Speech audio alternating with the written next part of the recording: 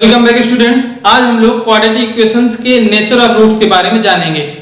Quadratic equation का standard form हम सभी लोग जानते हैं ax² + bx + c = 0 where a ≠ 0। अब यहाँ पे आप देखें कि जो कोएफिशिएंट्स होते हैं a, b and constant term c, in coefficients के द्वारा हम लोग इस इक्वेशन के इस दी हुई इक्वेशन के रूट्स का नेचर जान सकते हैं। जैसा कि हमें मालूम है कि इसके दो रूट्स होते हैं। अब वो दोनों रूट्स किस तरह के होंगे उसके नेचर को जानने के लिए हमें डिस्क्रिमिनेंट निकालना होता है b² - 4ac। b² - 4ac को हम लोग डिस्क्रिमिनेंट बोलते हैं, हिंदी में बोलते हैं विविक्त कर। तो b² - 4ac की वैल्यू हमें सबसे पहले निकालना है। a b c की वैल्यू कैसे निकलेगी? कोई भी इक्वेशन दे दी जाए उस इक्वेशन को इस स्टैंडर्ड फॉर्म से हम लोग कंपेयर करेंगे और a b c की वैल्यू निकालेंगे। x² का कोएफिशिएंट a होता है, x का कोएफिशिएंट b होता है, कांस्टेंट टर्म c होता है। इन तीनों कोएफिशिएंट्स के निकालने के बाद हम लोग डिस्क्रिमिनेंट निकालेंगे b² - 4ac। अब डिस्क्रिमिनेंट निकालने के बाद हम लोग इन कंडीशंस को देखेंगे कि if b² - 4ac is greater than 0, हमें एक पॉजिटिव वैल्यू मिलती है, 0 से बड़ी वैल्यू मिलती है, तो हम कहेंगे टू डिस्टिंक्ट रियल रूट्स, दो अलग-अलग वास्तविक और असमान रूट्स हमें मिलेंगे। टू डिस्टिंक्ट रियल रूट्स, यहाँ पे रियल नहीं लिखा है, रियल भी होना चाहिए। Two distinct real roots. अगर b² - 4ac की वैल्यू 0 के इक्वल मिल जाती है तब हम कहेंगे टू इक्वल रियल रूट्स, दोनों रूट्स रियल होंगे और इक्वल होंगे। अगर b² - 4ac की वैल्यू 0 से छोटी मिलती है तो उस केस में हम कहेंगे there is no real root in this equation. तो कोई भी आपको क्वेश्चन दे दिया जाए और वहां पे पूछा जाए find the nature of root of this equation, nature निकालने के लिए सबसे पहले आप उस इक्वेशन को इस स्टैंडर्ड फॉर्म से कंपेयर करेंगे, a b c की वैल्यू निकालेंगे। a b c की वैल्यू निकालने के बाद इस डिस्क्रिमिनेंट को निकालेंगे। डिस्क्रिमिनेंट की वैल्यू अगर 0 से बड़ी है तो दोनों रूट्स हम बताएंगे रियल और डिस्टिंक्ट है, 0 के इक्वल है तो दोनों रूट्स रियल और इक्वल हैं, और 0 से छोटी है तब हम कहेंगे there is no real root in this equation. Knowledge के साथ हम लोग एक्सरसाइज 4.4 के सारे क्वेश्चंस को सॉल्व कर सकते हैं। फर्स्ट क्वेश्चन में कहा गया है find the nature of roots of the following quadratic equation. दी गई जो तीन इक्वेशंस हैं, इन तीनों इक्वेशन से सबसे पहले आपको नेचर ऑफ रूट्स निकालना है। If the real root exist find them, अगर रियल रूट्स एग्जिस्ट होते हैं तो आपको उन रूट्स को भी बताना है। सबसे पहले हमने फर्स्ट इक्वेशन लिखी 2x² - 3x + 5 = 0। इसको हम ax² + bx + c = 0 से कंपेयर करके a, b और c की वैल्यू निकालेंगे। सबसे पहले हम इसको कंपेयर कर रहे हैं, comparing with ax² + bx + c = 0।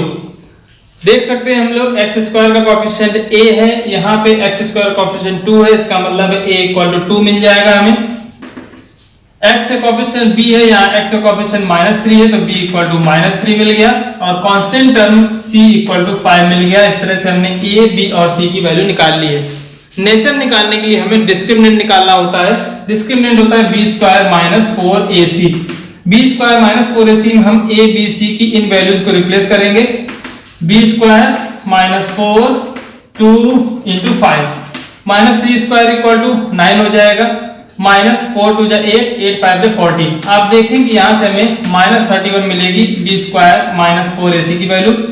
यहाँ पे b² - 4ac की वैल्यू 0 से छोटी मिल रही है, नेगेटिव वैल्यू है, तो बता देंगे as b² - 4ac is less than 0 so there is no real root. यहाँ पे कोई भी वास्तविक रूट नहीं है, क्योंकि b² - 4ac की वैल्यू 0 से छोटी है, तो जब कोई रियल रूट नहीं है तो हमें रूट्स को आइडेंटिफाई भी नहीं करना है। सेकंड रोमन पार्ट को सेम टू सेम उसी प्रोसेस से सॉल्व करना है जैसे हमने फर्स्ट पार्ट सॉल्व किया। सबसे पहले हम a, b, c की वैल्यू निकाल लें। a = 3 है, b = -4√3x है और c = 4 है, तो b की वैल्यू हो गई x का कोएफिशिएंट -4√3।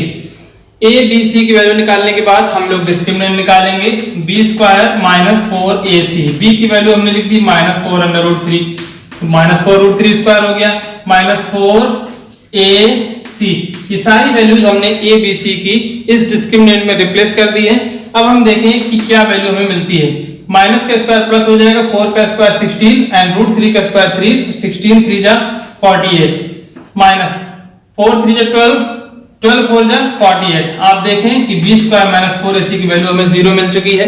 जब b² - 4ac = 0 होता है तो उस केस में हमें पता है कि दोनों रियल रूट्स होते हैं और दोनों इक्वल भी होते हैं, तो बता देंगे as b square minus 4ac is equal to 0. So both roots are real and equal. दोनों रूट्स रियल भी होंगे और इक्वल होंगे। अब हम इस इक्वेशन के सॉल्यूशन को निकालेंगे, यानी कि इस इक्वेशन के दोनों रूट्स को भी आइडेंटिफाई करेंगे। जो कि हम b स्क्वायर माइनस 4ac निकाल चुके हैं, तो हम लोग यहाँ पे क्वाड्रेटिक फार्मूले को यूज कर सकते हैं। x इक्वल टू हम लिख देंगे minus B plus minus under root b square minus 4ac upon 2a। तो माइनस b की वैल्यू है minus 4 under root 3 plus minus under root b square minus 4ac की वैल्यू 0 अपॉन 2 इंटू a की value है 3। यहां से आप देखें हमें मिल जाएगा 4 अंडर रूट 3 अपॉन 2 इंटू 3। 2 2 जा 4 मीन्स 2 रूट 3 बाई 3 हमें दोनों रूट्स मिल जाएंगे। Therefore both roots are 2 root 3 upon 3 and 2 root 3 upon 3। हम दोनों रूट्स सेम बता देंगे कि दोनों रूट्स सेम टू सेम एक ही तरह के हैं। एक बार हम प्लस 0 ले रहे हैं तो यही मिलेगा, माइनस 0 लेंगे तब भी हमें यही मिलेगा, 2 root 3 by 3 and 2 root 3 by 3। आप लोग इसको चाहें तो रूट 3 से इसको कैंसिल करके 2 अपॉन रूट 3 भी लिख सकते हैं, कोई कंफ्यूजन नहीं होना चाहिए। चाहे हम 2 अपॉन रूट 3 कहें या 2 रूट 3 बाई 3 कहें, दोनों के दोनों आंसर सेम है। कॉमन पार्ट में फिर से हमें नेचर ऑफ रूट्स निकालना है। हम इस इक्वेशन को ax square plus bx plus c से कंपेयर कर देंगे।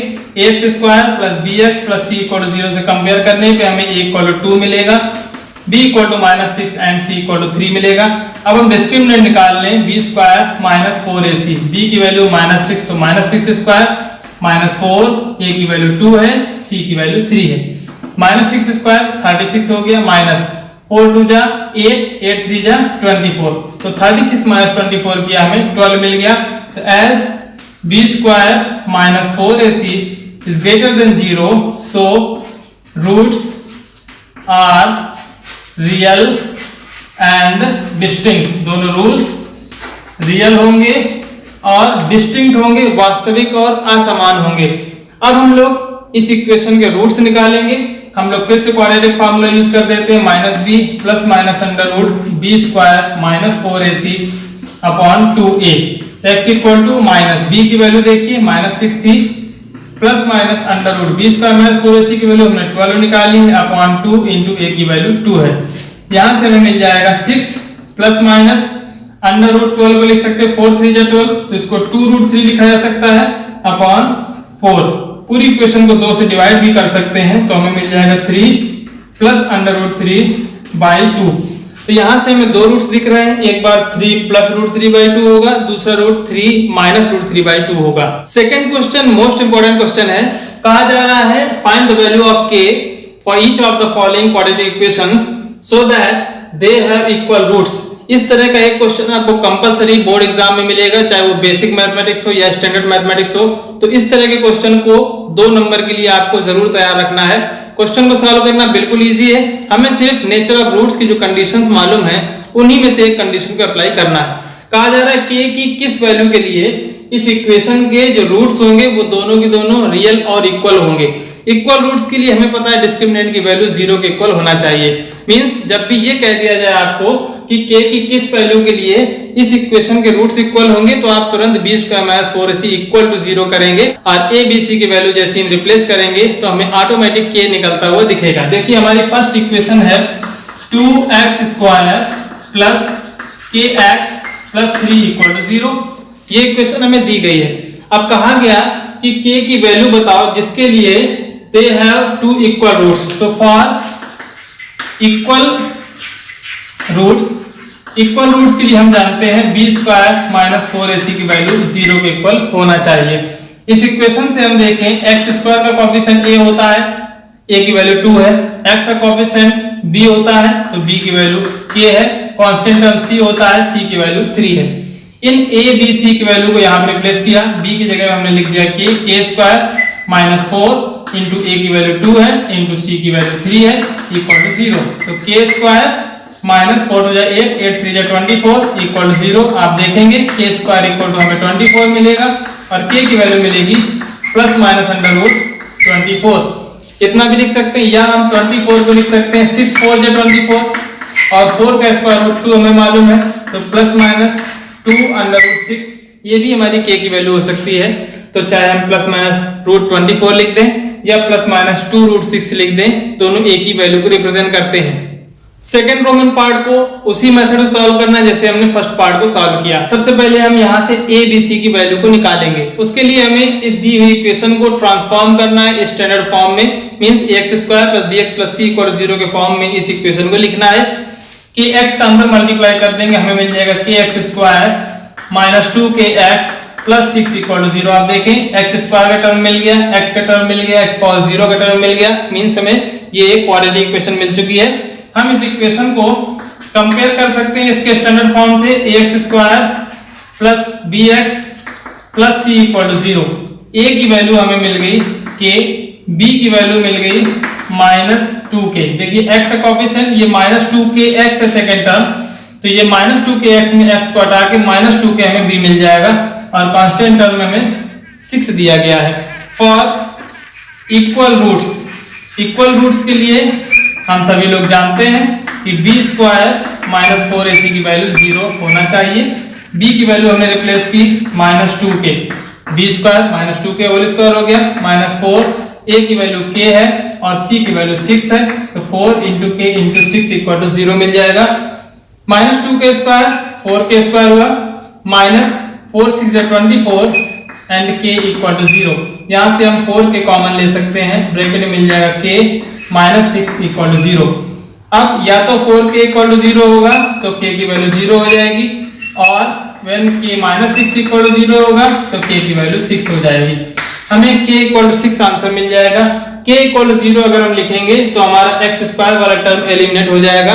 तो ये ax² + bx + c = 0 में a ≠ 0 होता है, तो k = 0 को हम बता देंगे इट इज नॉट पॉसिबल। क्यों नहीं पॉसिबल है? As x² will be eliminated with this value। k की वैल्यू अगर हम 0 रखेंगे तो हमारा x² वाला टर्म एलिमिनेट हो जाएगा, तो जो इक्वेशन है वो क्वाड्रेटिक इक्वेशन नहीं बचेगी, इसलिए k = 0 नहीं पॉसिबल है। k = 6 हमारी वो वैल्यू है जिसके लिए इस इक्वेशन के दोनों रूट्स रियल और इक्वल होंगे।